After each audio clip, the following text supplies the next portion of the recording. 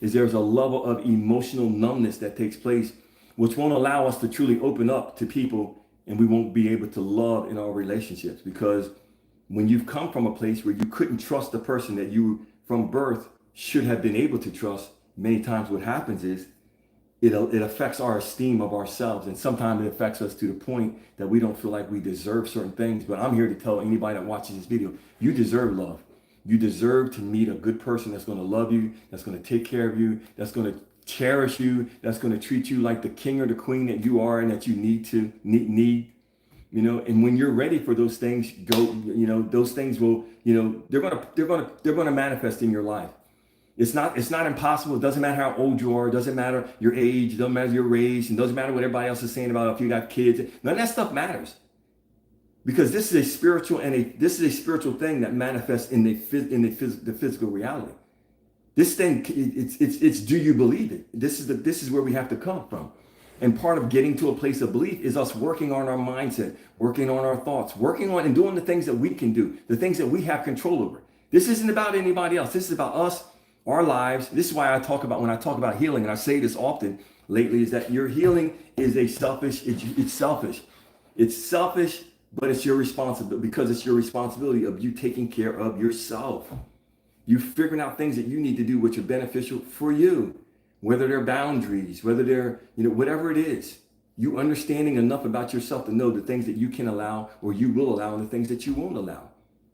Because as we start taking back control of ourselves, as we start maybe working out a little bit, as we start doing a little bit of journaling, as we start doing some things like doing some prayers and some meditations, getting out into nature, eating some cleaner food, eating more fruits and vegetables, getting in a place where we're allowing all of the cloudiness to remove from our mind, allowing ourselves to get to a place where we can heal our nervous system. Because, one of my biggest issues was when I first went through my process was intellectually, around the year point, I was intellectually, based upon my intelligence, I was intellectually healed.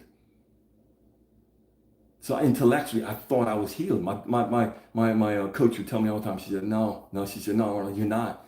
She said, I'm not saying this to discourage you. She said, but you got to spend a lot more time on your heart. And I didn't understand what she meant until I started doing it.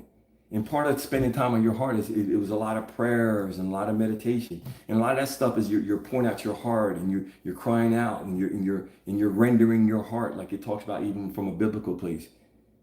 Because a lot of the pain from the emotional part, because we're talking about emotional damage, the emotional part of the damage is in your heart. The emotional part of the damage that needs to heal is our hearts. That's why you have to cry. People don't want to cry. I even tell this to men, and that has nothing to do with your masculinity. You need to pour out your heart, because it's part of the way that the Creator made us, is to release certain things out of our lives. Because if we don't release it, then we're going to carry a bunch of sickness and disease in our body. So it's either make the decision to release it or decide to carry a disease. It's real easy choice. Real easy choice. Release it or carry it as a disease and a sickness. I say just cry it out, write it out. When at some point, because I was still kickboxing, punch it out, kick it out, do whatever you need to do to get yourself to a place of relief, because it's about getting better. And in closing, again, my name is Arnold Austin. I appreciate everybody that tuned in. Thank you, Christina. Thank you for your comments. And I just got on here. That's kind of crazy that you're on here, but I appreciate you showing up. I appreciate everybody that tuned in. I appreciate the taps, the likes, the shares, the notification button, and all the other good stuff. And like I always say, I believe in you, but you gotta believe in yourself. And talk to you soon. Christina, happy birthday. If I don't see you tomorrow, I'll talk to you tomorrow. All right, guys. See you soon.